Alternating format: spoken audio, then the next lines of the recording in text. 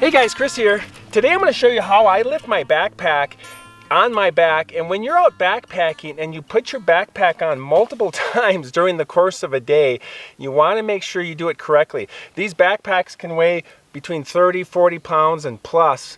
And if you don't do it right, you could really hurt your lower back, your shoulders, etc. So I'm going to show you how I do it and what seems to work for me. First, you want to open up the shoulder straps by releasing the strap here. Just about 2/3. Get them really loosened up. And same with the belt. Make sure it's not buckled together. And open that up just a little bit, like that. And like that.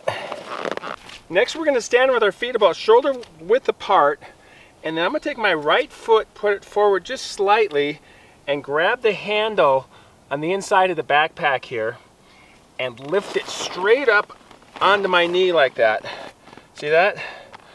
And now we're going to take our left hand, grab the handle, and we're going to slip our arm through and swing it onto our back like that. And see that? Now I didn't have to use my lower back to lift it off the ground. And then now I'm going to get my other arm through the second shoulder strap.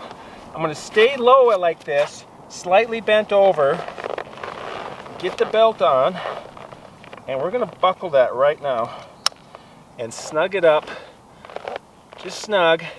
And then now we lean back and we can do the shoulder straps, get those snug, and then adjust the hip belt a little bit, bring it up, and just keep adjusting everything. And then finally do the chest strap. And if you need to, you can lower that. These all have adjustments to lower and raise them. And that's it. That's how you do that. But so much easier. You want to get in a good habit. This is how I do it. So, feels good.